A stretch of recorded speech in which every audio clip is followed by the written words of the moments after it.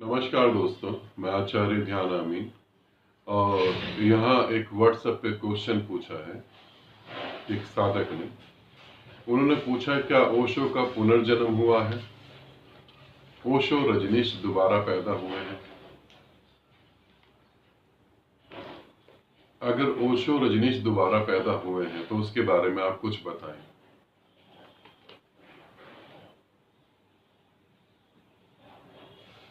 ओशो रजनीश दोबारा पैदा हुए हैं या कोई भी गुरु दोबारा पैदा हुआ है?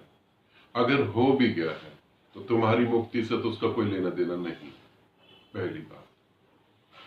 अब हम जो है इस प्रश्न को समझने की कोशिश करते हैं, कैसे ओशो का दोबारा जन्म हुआ।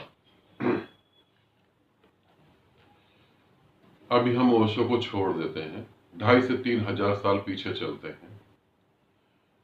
एक गुरु हुए बुद्ध, सभी जानते हैं। स्मृति पर ध्यान करने वाला हर साधक बुद्ध को जरूर जानता है। बुद्ध जिस समय ज्ञान बांट रहे थे उस समय उनका एक भाई था, देवदत्त। मान सम्मान पाने की इच्छा आदमी में इतनी ज्यादा उठती है कि वो विक्षिप्त हो जाता है। वैसे ही देवदत्त विक्षिप्त हो गया। पहले उसे लगा कि बुद्ध को राजपाट ना मिले, मैं राजा बन जाऊं। बुद्ध ने संन्यास ले लिया, उसको राजपाट मिल गया। सिंपल सी बात है। बुद्ध हट गए, बुद्ध उसके जीवन का कांटा थे, बुद्ध हट गए।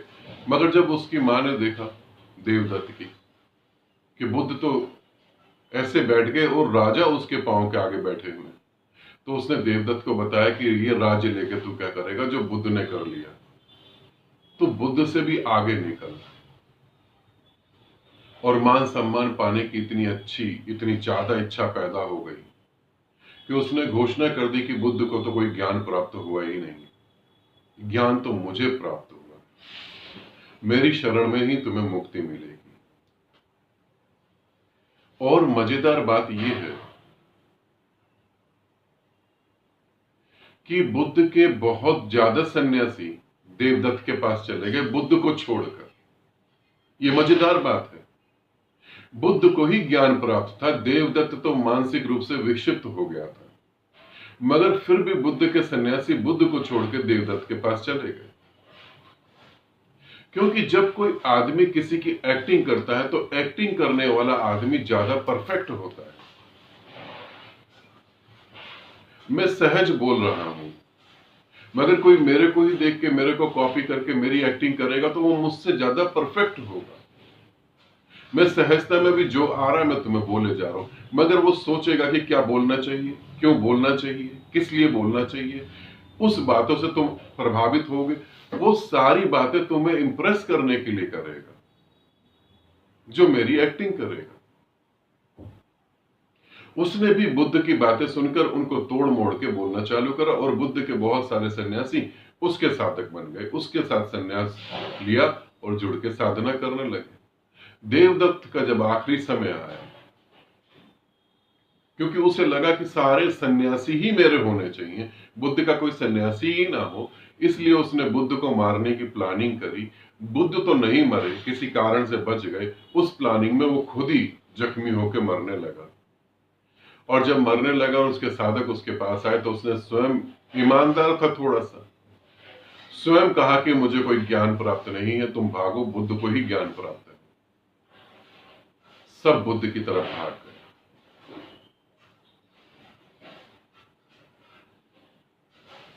इसे समझो, इस छोटी सी बात को समझो। बुद्ध ने 6 साल में कई बार संन्यास लिया, जंगलों में कई साधुओं से शिक्षा ली, कई गुरुओं से शिक्षा ली, मगर वो सभी गुरुओं के विपरीत चले गए। कृष्ण ने गुरु दीक्षा ली, मगर अपने गुरु के वो विपरीत हुए। महावीर में, जैन धर्म में महावीर ज्ञान को प्राप्त हुए, ऐसा नहीं, और भी ज्ञान को प्राप्त हुए, मगर वो सभी भिन्न भिन्न हुए। किसी ने किसी की कॉपी नहीं करी।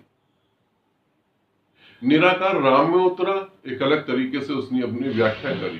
कृष्ण में उतरा, एक अलग तरीके से व्याख्या करी।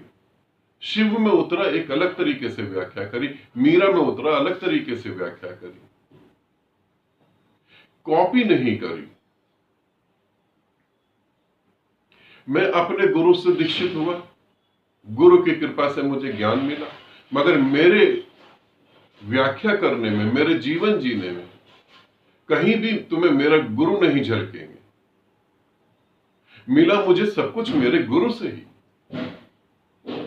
मगर मैं एक अलग दिशा में गति कर रहा हूं। ओशो रजनीश के भी 3 गुरु हुए, मगर उन तीनों गुरुओं ने जो शिक्षा दी, ओशो अलग तरीके से खेले।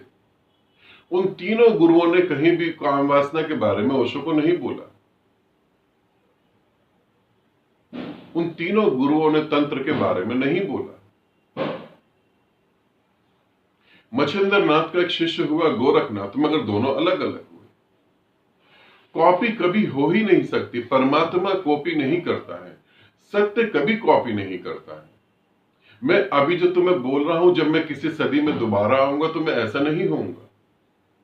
मैं आज से 260 साल पहले जैसे इस पृथ्वी पर खड़ा हुआ था, लंबी जटाएं लेकर, सिर्फ साधुओं से बात करना। आज मैं वैसा नहीं हूं, मैं सभी से बातें करता हूं, कोई जटाएं वटाएं नहीं, बिल्कुल। एक चीज को दोबारा दोहराया नहीं जा सकता। ओशो पैदा होंगे, ओशो वैसे भी पैदा तो होंगे नहीं, क्योंकि उन्होंने स्वयं ही कहा था मैं अब दोबारा पैदा नहीं होऊंगा, अब मैं दोबारा इस पृथ्वी पर नहीं आऊंगा। क्यों कहा था? क्योंकि उन्होंने देख लिया। आंखें खोलने का काम कर रहे थे, लोगों ने उन्हीं की आंखें फोड़ दी। इतने जूते मारे इसी हिंदुस्तान में। हिंदुस्तान में ही अगर ओशो की कदर होती तो उन्हें अमेरिका नहीं जाना पड़ता। जिस देश में पैदा हुए उसी देश में उन्हें जूते मारे गए, चप्पलें फेंक के मारी गई, कोर्ट में केस कर दिए उनके ऊपर। इस तरीके से उन्हें परेशान करा गया, तभी तो उन्हें बाहर का रुख करना पड़ा, बाहर जाना पड़ा। वो व्यक्ति दोबारा पैदा होगा भी क्यों फिर? और तुमने कहा कि ओशो का जन्म दोबारा हुआ, गलतफहमी है, बिल्कुल ही गलतफहमी है। कहीं नेपाल में एक साधक पेड़ के नीचे बैठा था, लोगों ने सोचा बुद्ध का जन्म हुआ, बुद्ध दोबारा आ गए। दोबारा कभी कोई उस रूप में नहीं आ सकता, कभी कोई उस रूप में नहीं आ सकता। हिंदुओं में तो कथा ही है, राम नारायण के रूप, कृष्ण नारायण के रूप, फिर ये अलग अलग क्यों हो गए? क्योंकि परमात्मा कॉपी नहीं करता, वो हर वक्त नया है, नया ही प्रकट होगा। जब भी कोई अपने गुरु की नकल करेगा तो समझना वो ढोंगी इंसान है। वो मान सम्मान पाने की इच्छा में इतना विक्षिप्त हो गया है। तुम भोले भाले साधारण से इंसान, तुम्हें अगर अपना गुलाम बनाना हो तो क्या करना पड़ेगा? तुम्हारी मान्यताओं को कैश करना पड़ेगा। ओशो को मानते हो, ओशो की किताब पढ़ते हो, पीछे मैंने ओशो की फोटो लगा ली, गले में ओशो की माला डाल ली, अब मैंने कहा ओशो से ज्ञान प्राप्त करना तो आओ मैं तुम्हें रास्ते दिखाऊं, बस। और तमाम भीड़ इकट्ठी हो जाएगी, तमाम भीड़। अगर तुम जाग गए तो तुम अलग तरीके से जीवन को जियोगे और वो बिल्कुल नया होगा।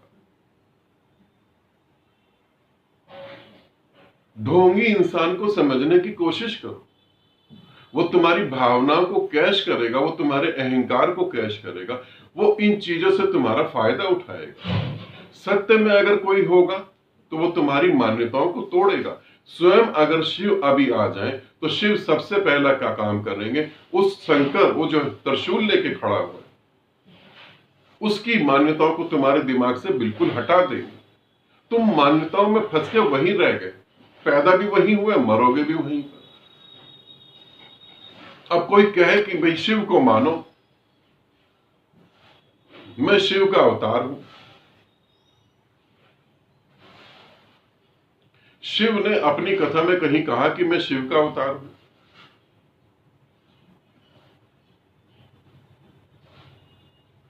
नहीं।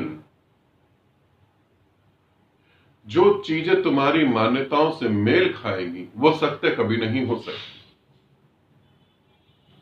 ओशो के जितने भी सन्यासी हैं, जो ये घोषणा करते हैं कि वो उनको बुद्धत्व मिल गया, किसी को कोई बुद्धत्व नहीं मिला। और जिनको बुद्धत्व मिल गया वो तो बोल ही नहीं पाते,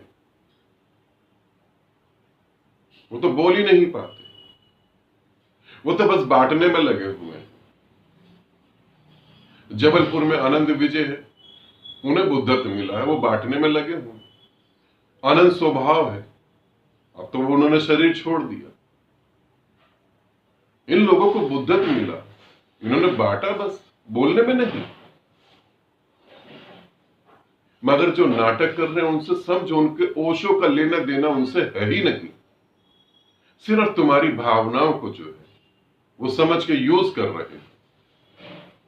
मेरा कोई भी साधक मेरी नकल करेगा तो तुरंत अलर्ट हो जाना, समझ लेना ये धोखेबाज इंसान है, ज्ञान उसे प्राप्त नहीं हुआ। गुरु बनने की इतनी तीव्र इच्छा थी, मानसिक रूप से बीमार हो गया और मेरी ही एक्टिंग करने लगा। ध्यान रखना उसे। ऐसे ही मैं सभी गुरुओं के बारे में बता रहा हूं। सिख धर्म में गुरु हुए, किसी भी गुरु ने किसी की कोई एक्टिंग नहीं करी। सहज सरल उन्होंने वो परम ज्ञान को बांटा, सहज सरल, कहीं कोई एक्टिंग बिल्कुल नहीं थी उनमें। पूजनीय है वो सब, आदरणीय है, क्योंकि इतना सत्य ऐसे प्रकट कर दिया।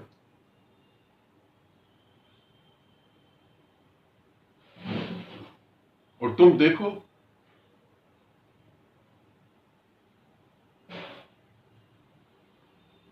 नहीं किसी का कहीं कोई जन्म नहीं हो रहा, और तुम मान्यताओं के कारण ठगे ना जाओ।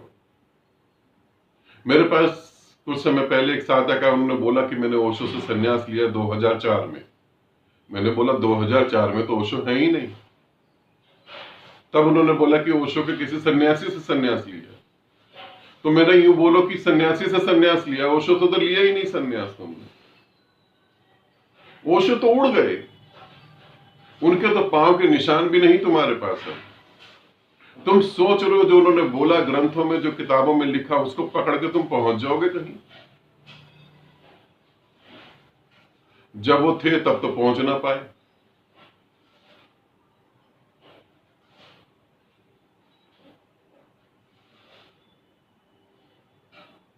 अब तो सारा खेल जो है इंटरटेनमेंट का है, और कुछ भी नहीं है। सिर्फ सारा खेल इंटरटेनमेंट का है और कुछ नहीं।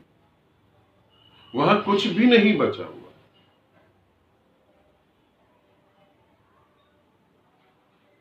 पंडितों का उन्होंने विरोध करा, उन्हीं के साधक पंडित बन गए आज।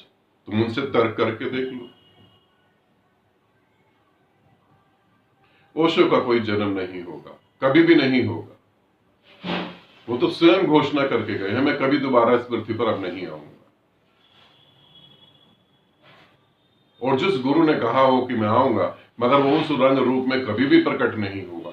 जब वो इस जन्म में पैदा होगा, इसे समझना, मैं इस जन्म में पैदा हुआ, इस धरती पे इस बार आया। मेरे माँ बाप के जीन्स, डीएनए अलग थे, उनका खाना पीना अलग, उनका रहना अलग, उनकी मानसिकता अलग, उनकी एजुकेशन अलग। 260 साल पीछे में जिनके साथ पैदा हुआ, उनकी मानसिकता अलग थी, उनके डीएनए जीन्स अलग थे। मैं उन्हीं से निर्मित हुआ हूं, तो उन्हीं जैसा बनूंगा। चेतना वैसी रहेगी, अभिव्यक्ति बदल जाएगी। एक हवा आ रही है, इस उदाहरण को समझना।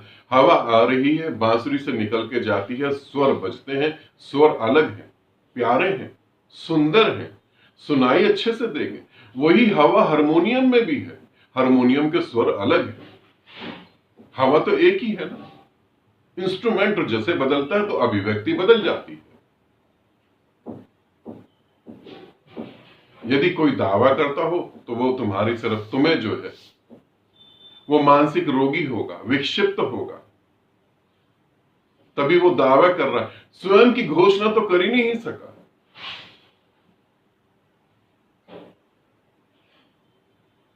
एक बहुत बड़ी टीम जो है, वीडियो थोड़ी सी लंबी हो जाएगी मगर आप इसे समझेंगे तो आपको पता लगेगा।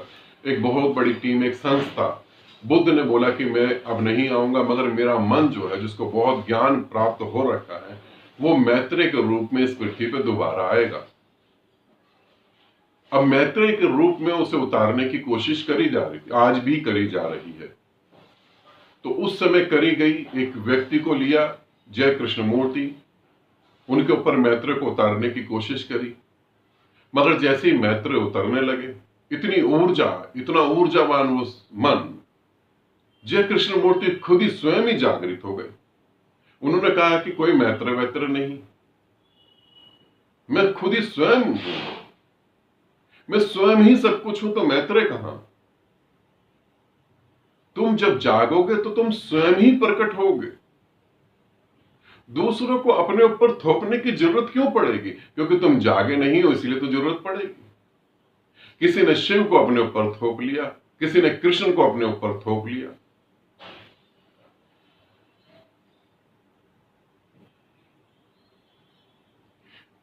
तुम्हारे जीवन का समय बहुत कीमती है जब तक तुम्हें मुक्ति ना मिली हो। ये नाहक जोकरों के चक्कर में मत पड़ो। इनको तो मानसिक बीमारियां हो गई, ये तो मानसिक रूप से विकसित हो गए। धरती को बचाओ, मिट्टी को बचाओ, अरे अपने शरीर को बचाओ, मुक्त हो जाओ, वो जरूरी है।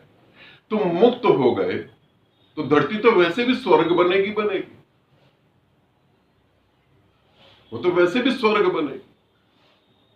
तुम ये खा लो, 200 साल तक तुम जिंदा रहोगे, ये खा लो, यंग दिखोगे, ब्रह्मांड तुम्हारा कहना मानेगा। तुमको अभी होश नहीं आ रहा, परमात्मा होकर दर दर ठोकर खा रहे हो। तुम अपने को जानो कि तुम परमात्मा हो। ये शब्द ये लोग कभी नहीं कह सकते कि तुम अपने को जानो, तुम परमात्मा हो।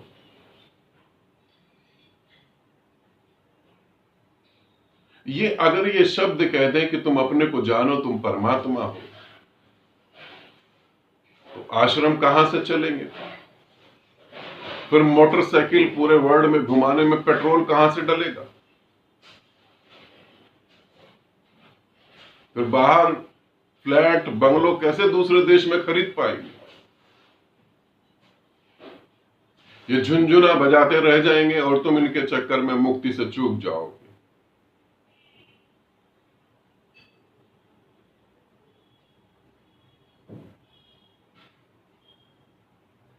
नहीं,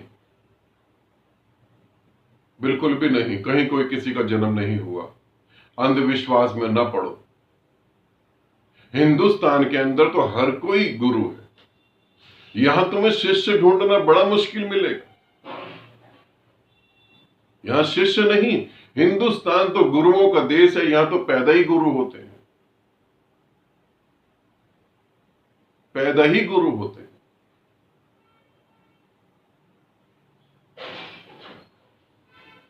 ऐसी ऐसी बातें और ऐसी ऐसी मान्यताएं थोप लेते हैं। दो चीजों के पीछे न भागो तो तुम्हें मुक्ति घटित होगी। चमत्कार, कोई गुरु कहता हो कि चमत्कार, कि ब्रह्म मुहूर्त में उठो तो चमत्कार हो जाएगा, कि ये कर लो तो चमत्कार हो जाएगा। कोई गुरु कहता है कि तुम साधना करो, संसार तुम्हें मिल जाएगा, संसार को भोगना, फिर परमात्मा भी मिल जाएगा। समझना वो गुरु है ही नहीं, उसे खुद ही नहीं पता। वो तो ऐसी बात कह रहा है, रात को गहरी नींद में सपने देखो, मजेदार अच्छे अच्छे सपने, गहरी नींद में सो और सपने देखो, सुबह तुम्हें परमात्मा मिल जाएगा। सपनों से मुक्ति नहीं होगी तो परमात्मा कहां से मिलेगा? संसार तो मात्र एक सपना भर है, धोखा भर है।